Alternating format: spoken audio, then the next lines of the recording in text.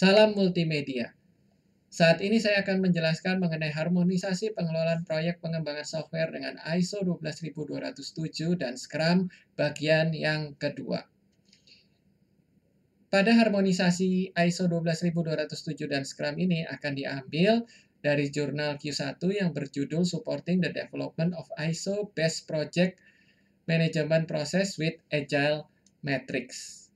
Baik, kita langsung masuk ke proses yang pertama, yaitu project planning process. Tujuan dari proses perencanaan proyek adalah untuk menghasilkan dan mengkoordinasikan rencana yang efektif dan dapat diterapkan, di mana di ISO 12207 akan terbagi menjadi definisikan proyek, rencanakan proyek beserta manajemen teknis. Kemudian dari sisi Scrum adalah pertemuan perencanaan berlangsung antara pemilik dan anggota tim pengembang, dan juga melakukan inspeksi untuk menentukan tugas beserta durasi waktu. Jadi, dari project planning process bisa menggunakan Scrum karena sama. Kemudian, harmonisasi antara project assessment dan control process, di mana tujuannya adalah untuk menilai apakah rencana tersebut selaras dan layak.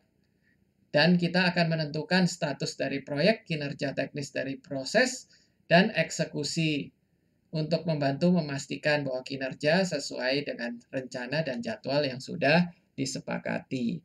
Dan baik ISO 12207 dan Scrum sama-sama dapat digunakan, Scrum dapat digunakan untuk project assessment dan control proses.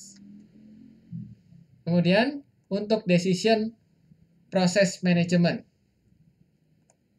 Tujuannya adalah untuk menyediakan, mengidentifikasi, mengevaluasi serangkaian alternatif untuk keputusan, sehingga dapat diambil tindakan yang paling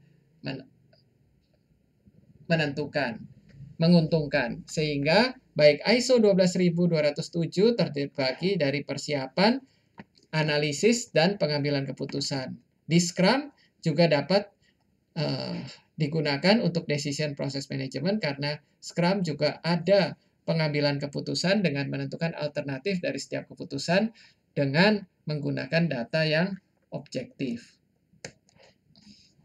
Kemudian kita lanjutkan untuk information management process. Tujuannya adalah untuk menyebarkan informasi kepada pemangku kepentingan yang ditunjuk.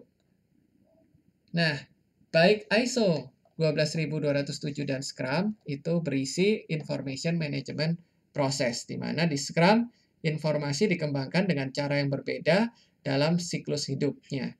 Kemudian mengumpulkan data dan mengubahnya menjadi informasi yang dibutuhkan bagi pemangku kepentingan. Kemudian untuk measurement process, tujuannya adalah untuk mengumpulkan dan menganalisis dan melaporkan data atau informasi yang objektif untuk mendukung manajemen yang efektif sehingga dapat meningkatkan kualitas produk dan layanan.